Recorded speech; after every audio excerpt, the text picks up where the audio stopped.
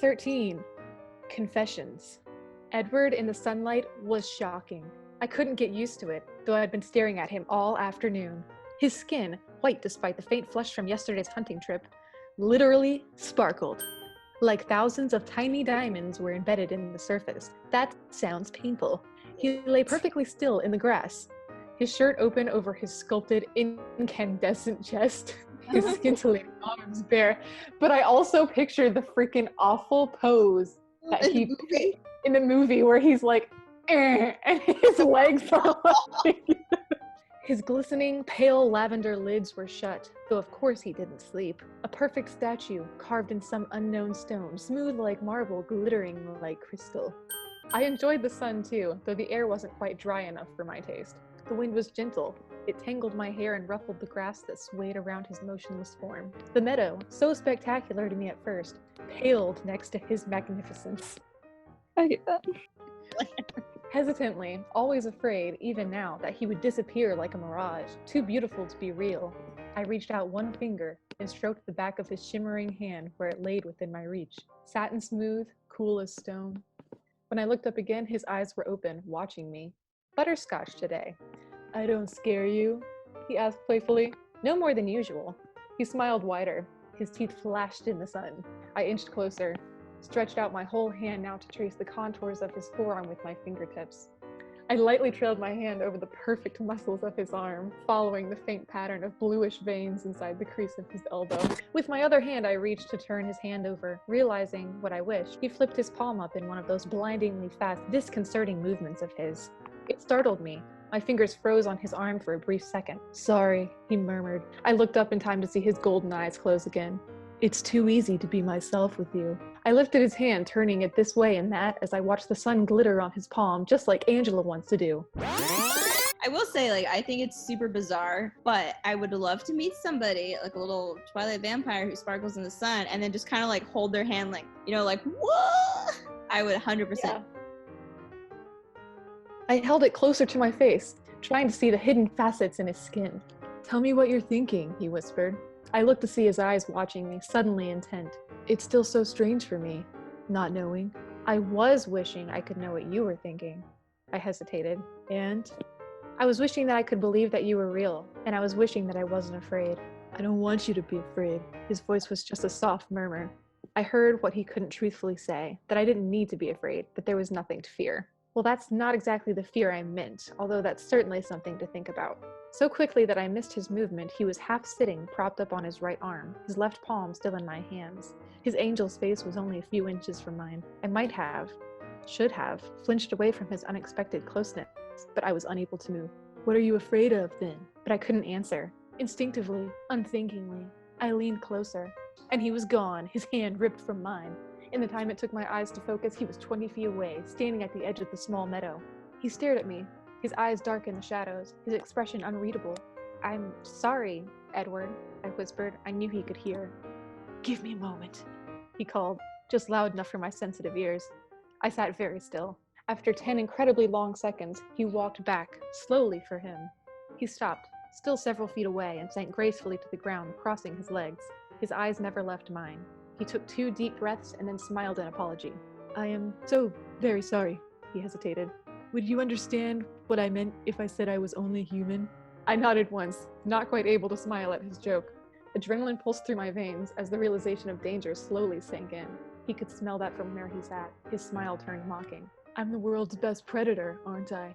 Everything about me invites you in. My voice, my face, even my smell. As if I need any of that. Unexpectedly, he was on his feet, bounding away. When it's bounding away, I just picture him like a brooding skip.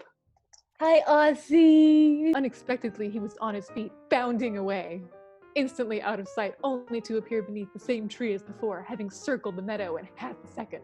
As if you could outrun me, he laughed bitterly. I can't.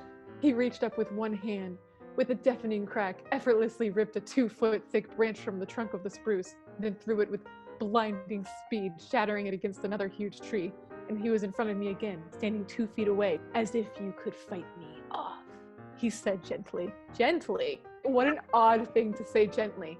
As if you could fight me off. I sat without moving, more frightened of him than I'd ever been. He'd never been less human or more beautiful. Face ashen, eyes wide. I sat like a bird locked in the eyes of a snake. His lovely eyes seemed to glow with rash excitement.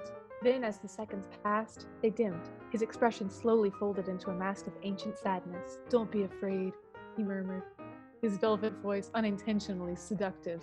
"I swear not to hurt you." He seemed more concerned with convincing himself than me.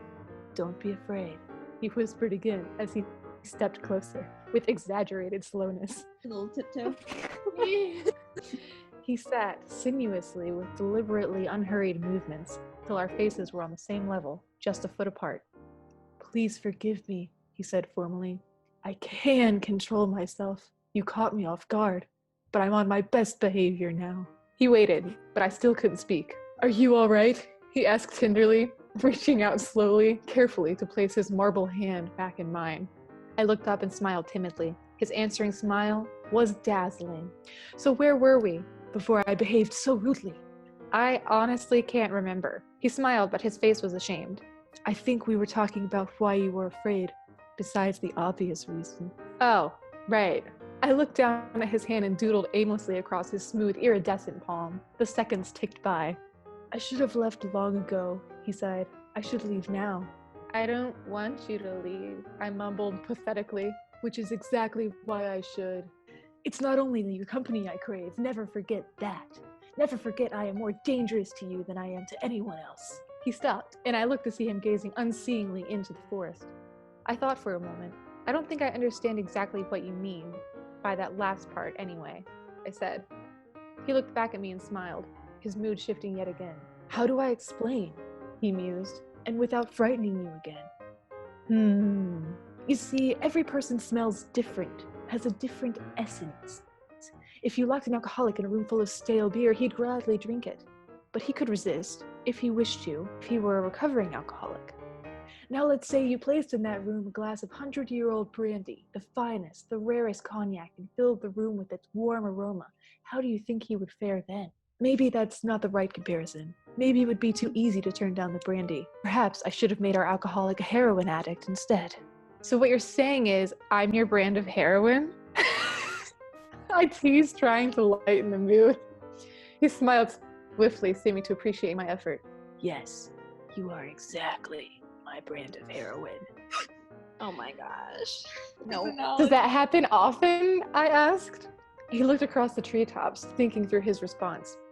"I spoke to my brothers about it." He still stared into the distance. "To Jasper, every one of you is much the same. He hasn't had the time to grow sensitive to the differences in smells and flavor."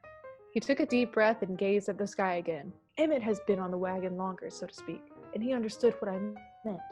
He says twice for him, once stronger than the other." "And for you?" "Never." The word hung there for a moment in the warm breeze. "What did Emmett do?" I asked to break the silence. It was the wrong question to ask. He looked away. I waited, but he wasn't going to answer. "I guess I know," I finally said. He lifted his eyes. His expression was wistful, pleading. "Even the strongest fall off the wagon, don't we?" "What are you asking? My permission?" My voice was sharper than I'd intended. "I mean, is there no hope then? How calmly I could discuss my own death." No, of course there's hope. I mean, of course I won't." He left the sentence hanging. His eyes burned into mine. "It's different for us. Sarah, welcome to the Meadow." Hello. It took everything I had not to jump up in the middle of that class full of children. When you walked past me, I could have ruined everything Carlisle has built for us right then and there." He paused, scowling at the trees. He called it a classroom full of children, which means Bella is also a child, which means Yeah, I know. marry a child. Okay, but we can get into that discussion in book 4 when, Jacob is lusting after an infant. He glanced at me grimly, both of us remembering. "You must have thought I was possessed." I couldn't understand why, how you could hate me so quickly. "To me, it was like you were some kind of demon, summoned straight from my own personal hell to ruin me." So dramatic. "In that 1 hour, I thought of 100 different ways to lure you from the room with me, to get you alone. I had to run out, to get away before I could speak the words that would make you follow." His golden eyes scorched from under his lashes, hypnotic and deadly. "You would have come," he promised. That sounds like a double entendre. Edward. Children's book. Well, This is a children's book. Sorry. I tried to speak calmly, without a doubt. And then, as I tried to rearrange my schedule in a pointless attempt to avoid you, you were there. In that close, warm little room, your scent maddening. I so very nearly took you then. That sounds a little rapey. yeah. There was only one other frail human there, so easily dealt with. I shivered in the warm sun, seeing my memories anew through his eyes, only now grasping the danger. Poor Miss Cope. I shivered again at how close I'd come to being inadvertently responsible for her death. But I resisted. I was sure that I was strong enough to treat you like any other human. I was arrogant about it. I wanted you to forget my behavior that first day, if possible, so I tried to talk with you like I would with any person. I was eager, actually, hoping to decipher some of your thoughts, but you were too interesting. Then you were nearly crushed to death in front of my eyes. Later, I thought of a perfectly good excuse for why I acted at that moment, because if I hadn't saved you, if your blood had been spilled there in front of me, I don't think I could have stopped myself from exposing us for what we are. I only thought of that excuse later. At the time, all I could think was, not her. He closed his eyes, lost in agonized confession. I listened, more eager than rational. We know you're not rational, Bella. Common sense told me I should be terrified. There's the rational. Instead, I was relieved to finally understand there's the not rational. And I was filled with compassion for his suffering, even now, as he confessed his craving to take my life. I'm sorry. You were filled with compassion for his suffering, even now, as he confessed his craving to take your life. Like, he's sort of like a serial killer. He's saying how much he wanted to kill her. She's like, I'm so sorry you had to deal with that inner turmoil. That must have been really tough for you. Sure. I was finally able to speak, though my voice was faint. In the hospital? His eyes flashed up to mine. I was appalled. I couldn't believe I had put us in danger after all. You of all people, as if I needed another motive to kill you. Are you kidding me? So much worse than I remembered it being. It's like as if I needed another reason to want to kill you. I mean, add it to my top 5. We both flinched as that word slipped out. I was human enough to have to ask, why? Bella, I couldn't live with myself if I ever hurt you. You don't know how it's tortured me. He looked down, ashamed again. It would be unendurable. He lifted his glorious, agonized eyes to mine. You are the most important thing to me now. The most important thing to me ever. My head was spinning at the rapid change in direction our conversation had taken. Yes, it went from 0 to 100 real quick. Yes. He waited, and even though I looked down to study our hands between us, I knew his golden eyes were on me. You already know how I feel, I finally said. I'm here, which roughly translated means I would rather die than stay away from you. I frowned. I'm an idiot. These people have known each other literally like a month. This is a Romeo and Juliet type of deal. So here we are. Bella would rather die than stay away from this man that she's known for a minute. You are an idiot, he agreed with a laugh. Our eyes met and I laughed too. We laughed together at the idiocy and sheer impossibility of such a moment. Oh God, here's the line, guys. And so the lion fell in love with the lamb, he murmured. I looked away, hiding my eyes, thrilled. What a stupid lamb, I sighed. What a sick, masochistic lion. He stared into the shadowy forest for a long moment, and I wondered where his thoughts had taken him. Tell me why you ran from me before. His smile faded. You know why. No, I mean exactly what did I do wrong? I'll have to be on my guard, you see, so I better start learning what I shouldn't do. You didn't do anything wrong, Bella. It was my fault. But I want to help if I can, to not make this harder for you. It was just how close you were, and the smell of your throat. He stopped short, looking to see if he'd upset me. Okay then, I said flippantly, trying to alleviate the suddenly tense atmosphere. I tucked my chin. It worked. He laughed. No, really, it was more than the surprise than anything else. I'm not sure who said that line, but I made it Edward. He raised his free hand, placed it gently on the side of my neck. I sat very still, the chill of his touch a natural warning, a warning telling me to be terrified. But there was no feeling of fear in me. There were, however, other feelings. Be very still, he whispered, as if I wasn't already frozen.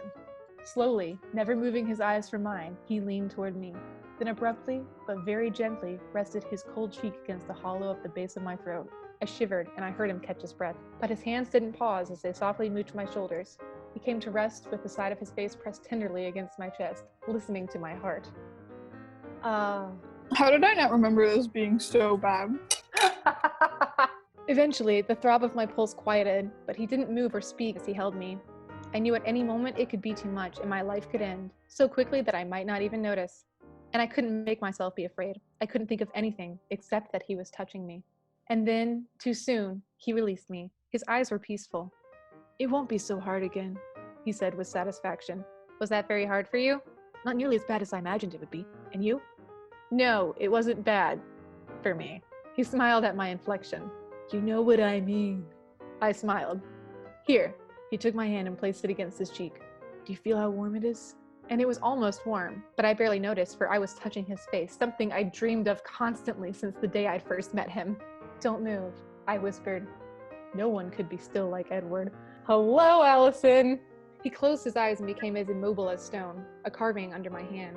I caressed his cheek, delicately stroked his eyelid, the purple shadow in the hollow under his eyes. I traced the shape of his perfect nose, and then, so carefully, his flawless lips. His lips parted under my hand, and I could feel his cool breath on my fingertips. He opened his eyes, and they were hungry. "I wish," he whispered, "I wish you could feel the complexity, the confusion I feel, that you could understand." He raised his hand to my hair, then carefully brushed it across my face. "Tell me," I breathed. "I don't think I can. I've told you, on the one hand, the hunger, the thirst, that deplorable creature that I am. I feel for you, and I think you can understand that to an extent, though," he half smiled, "as you are not addicted to any illegal substances, except for NyQuil, you probably can't empathize completely. But," his fingers touched my lips lightly, making me shiver again, "there are other hungers. Hungers I don't even understand, that are foreign to me." Edward, did no one have the talk with you, buddy? Now, if you ever feel any funny little ting right in your tummy, and someone smiles at you that you think's really cute, I may understand that better than you think. "I'm not used to feeling so human. Is it always like this?" "Never before this." He held my hands between his. They felt so feeble in his iron strength. "I don't know how to be close to you," he admitted. "I don't know if I can." I leaned forward very slowly, cautioning him with my eyes. I placed my cheek against his stone chest. "This is enough," I sighed, closing my eyes.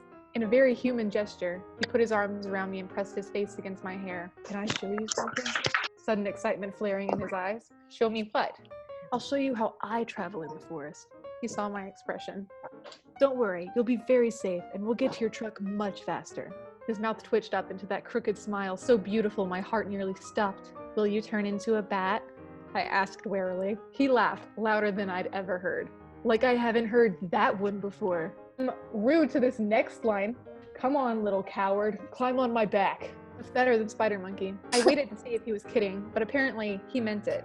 My heart reacted, even though he couldn't hear my thoughts. My pulse always gave me away. He then proceeded to sling me onto his back with very little effort on my part. And then he was running. If I'd ever feared death before in his presence, it was nothing compared to how I felt now. He streaked the dark, thick underbrush of the forest like a bullet, like a ghost. There was no sound, no evidence that his feet touched the earth. His breathing never changed, never indicated any effort. Then it was over. We'd hiked hours this morning to reach Edward's Meadow, and now, in a matter of minutes, we were back to the truck. "Exhilarating, isn't it?" His voice was high, excited. He stood motionless, waiting for me to climb down. I tried, but my muscles wouldn't respond. My arms and legs stayed locked around him while my head spun uncomfortably. "I think I need to lie down," I gasped. "Oh, sorry." He waited for me, but I still couldn't move. "I think I need help," I admitted. He laughed quietly and gently unloosened my stranglehold on his neck. Then he pulled me around to face him, cradling me in his arms like a small child. He held me for a moment, then carefully placed me on the springy ferns. "How do you feel?" he asked. "Dizzy, I think." There was a hollow ringing sound in my ears. "Open your eyes, Bella," he said quietly. And he was right there, his face so close to mine. His beauty stunned my mind. "I was thinking, while running," he paused, "about not hitting the trees, I hope." "Silly Bella. Running is second nature to me. It's not something I have to think about. I was thinking there was something I wanted to try." That's the first kiss stage, guys. We're there. Jessica's so jealous. And he took my face in his hands again. I couldn't breathe. He hesitated, not in the normal way, the human way. Edward hesitated to test himself, to see if this was safe, and then his cold marble lips pressed very softly against mine. What neither of us was prepared for was my response. Blood boiled under my skin, burned in my lips, my mouth came in a wild gasp. My fingers knotted in his hair, clutching him to me. Immediately, I felt him turn to unresponsive stone beneath my lips. His hands gently, but with irresistible force, pushed my face back. I just imagine like he went to like kiss her, and then she like turned into like a octopus squid thing, and her tentacles. I love you. And he's like, oh. His eyes were wild, his jaw clenched in acute restraint. He held my face just inches from his. He dazzled my eyes. I tried to disengage myself, to give him some room. His hands refused to let me move so much as an inch. No, it's tolerable. Wait for a moment, please. His voice was polite, controlled. I kept my eyes on his, watched as the excitement in them faded and gentled. Then he smiled a surprisingly impish grin. There, he said, obviously pleased with himself. Tolerable? I asked. He laughed out loud. I'm stronger than I thought. It's nice to know. I wish I could say the same. I'm sorry. You are only human after all. Thanks so much, I said, my voice acerbic. He was on his feet in one of his lithe, almost invisibly quick movements. I took his icy hand, needing the support more than I thought. Are you still faint from the run, or was it my kissing expertise? I can't be sure. I'm still woozy, I managed to respond. I think it's some of both, though. I can't believe this conversation. I'm sorry. It's just... Maybe you should let me drive. Are you insane? I protested. I can drive better than you on your best day, he teased. You have much slower reflexes. I'm sure that's true, but I don't think my nerves or my truck could take it. Some trust, please, Bella. Nope, not a chance. I started to step around him, heading for the driver's side. He might have let me pass if I hadn't wobbled slightly. Then again, he might not have. Bella, I've already expanded a great deal of personal effort at this point to keep you alive. I'm not about to let you behind the wheel of a vehicle when you can't even walk straight. Besides, friends don't let friends drive drunk. Drunk? I objected. You're very intoxicated by my very presence. This is painful. I know, he was grinning that playful smirk again. I can't argue with that, I sighed. I held the key high and dropped it, watching his hand flash like lightning to catch it soundlessly. Take it easy. My truck is a senior citizen. Very sensible, he approved. And are you not affected at all by my presence? His expression became soft, warm. He didn't answer at first. Regardless, he finally murmured, I have better reflexes. That's the end of chapter 13. Well, that was exciting. We're like past the halfway point now. Ossie's not interested till the werewolves are in the book.